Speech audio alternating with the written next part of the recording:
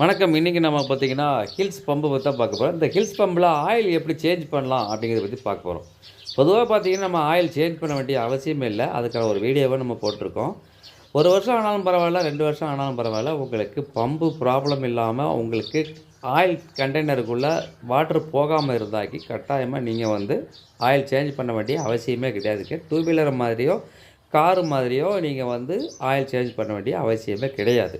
இது பார்த்தீங்கன்னா, இந்த ஆயில் வந்து அந்த பேரிங்கான லூப்ரிகேஷன் மட்டும் தானே தவிர, மற்றபடி இதில எந்த விதமான வழிமுறையும் கிடையாது. எந்த விதமான தேய்மானம் ஆயிடும் அப்படிங்கிறதுக்காக இந்த ஆயில் பயன்படுத்துகிறாங்கங்கிறதும் கிடையாது. இது வெறும் பேரிங் மட்டும்தான். அதில 3 பிஸ்டன் மட்டும் அதில உராய்வு ஏற்பட்டுக்கிட்டு இருக்கும். அதை வலிக்குத்தன்மை ஏற்படுத்துறதுக்கு மட்டும்தான் இந்த ஆயில் கொடுத்துருக்காங்க. இப்போ நம்ம என்ன பண்ண போகிறோம்னா, நிறைய பேர் வந்து கேட்டிருந்தாங்க, நான் ஆயில் சேஞ்ச் பண்ண போறேன். நீங்க சேஞ்ச் பண்ணுறவங்க பண்ணிக்கோங்க. வருஷத்துக்கோ, 6 மாதத்துக்கோ, இல்ல 2 வருஷத்துக்கோ டைம் உங்க விருப்பத்துக்கு பண்ணிக்கோங்க. அந்த ஆயில் சேஞ்ச் பண்ணுறேன் அப்படின்னு சொல்கிறவங்களுக்கு மட்டும் தான் இந்த வீடியோ. இப்போ நம்ம வந்து பார்த்தீங்கன்னா, உள்ளே இருக்கக்கூடிய ஆயில்ல அந்த ஆயிலுக்குள்ளே அந்த பம்பு வழியா தண்ணி உள்ளே இறங்குனதுனால, இப்போ ஹெட்டும் மாத்துறோம். அதோடு இல்லாம அந்த கண்டெய்னரை கிளீன் பண்ணிட்டு, அந்த ஆயில் இருக்கு இல்லையா, தண்ணி இறங்குன அந்த ஆயில்லாம் ஃபுல்லா ஃப்ரெஷ்ஷா ஆக்கி மாத்திக்கிட்டு இருக்கோம். பொதுவா பார்த்தீங்கன்னா, அந்த மேலே இருக்க ஹெட்டை கழட்டிறணும். கழட்டிட்ட பிறகு அதுக்குள்ளே இருக்கக்கூடிய அதெல்லாத்தையும் அந்த சிகிடு எல்லாத்தையும் கிளீன் பண்ணிவிட்டு, இந்த மாதிரி ஃப்ரெஷ்ஷாக ஒரு ஆயிலை ஊற்றிட்டு, நீங்கள் டூ வீலர் ஆயில் இருந்துச்சுன்னா அதை கூட ஊற்றி நல்லா ஹெட்டை மாட்டி விட்டுருங்க. அவ்வளவுதான். இதில் வேறு எந்த விதமான வேலையும் கிடையாது. நீங்கள் வந்து அதிக பிரசங்க தெரியுமா, இந்த பம்பை கழட்டுறது, அதாவது 4 போல்ட் வரைக்கும் நீங்கள் கழட்டி மாட்டிக்கலாம். அதுக்குள்ளே இருக்கக்கூடிய போல்ட்டெல்லாம் நீங்கள் கழட்டி மாட்டவே கூடாது என்பது தான் நான் இந்த வீடியோவில் சொல்லிக்கிறேன்.